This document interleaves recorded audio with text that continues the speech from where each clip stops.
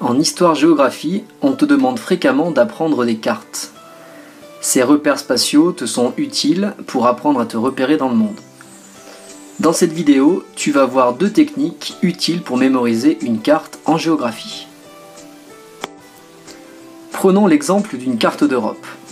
Ce n'est pas une mince affaire que d'apprendre à situer et à localiser les pays et les capitales qui constituent cette carte. Bien sûr, certains pays te sont familiers et tu ne manqueras pas de reconnaître ici l'hexagone français. Il en est de même pour certains pays dont la forme est immédiatement reconnaissable. La botte italienne est très facilement localisée par les élèves sur une carte. Avant de t'expliquer les techniques pour mémoriser une carte en géographie, il faut avant toute chose que tu listes et écrives ce que tu dois apprendre. Certains noms de pays te sont inconnus et il faut aussi que tu t'habitues à leur orthographe. Associer le pays à une image ou à ses pays frontaliers est une technique efficace pour mémoriser une carte. Comme nous l'avons vu avec l'exemple de la botte italienne, associer le pays à une image est très utile pour localiser ce pays. Tu peux te poser une question simple. À quoi je pense quand je vois ce pays ? De façon très personnelle, j'associe la Croatie et la Bosnie-Herzégovine à un Pac-Man en train d'avaler un fantôme.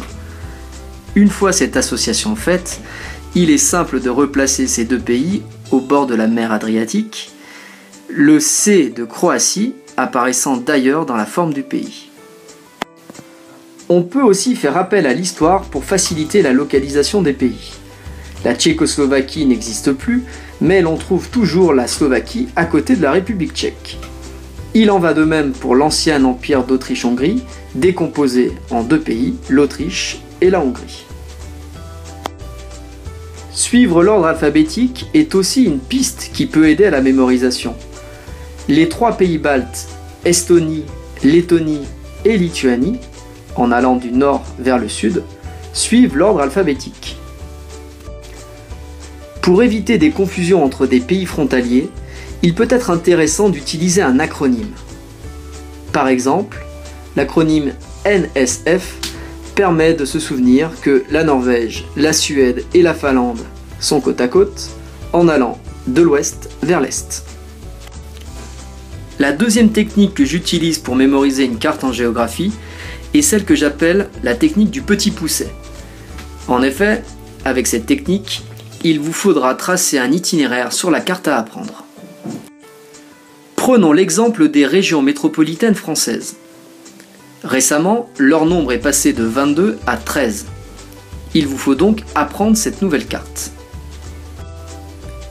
Comme le fait le petit pousset avec ses cailloux blancs, il vous faut maintenant tracer un itinéraire sur la carte. Après avoir préalablement listé le nom des 13 régions métropolitaines, il faut tracer un chemin que vous emprunterez lors de votre apprentissage. Ici, j'ai choisi de partir de la Corse au sud pour aller en direction de la région du Grand Est.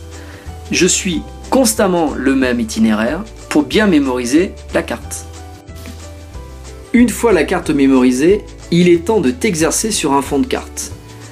Prends le fond de carte de la carte que tu travailles, un stylo et essaye de replacer chaque région, chaque ville, chaque fleuve au bon endroit. C'est en comparant ton travail avec la carte à apprendre que tu verras si tu maîtrises les éléments de la carte.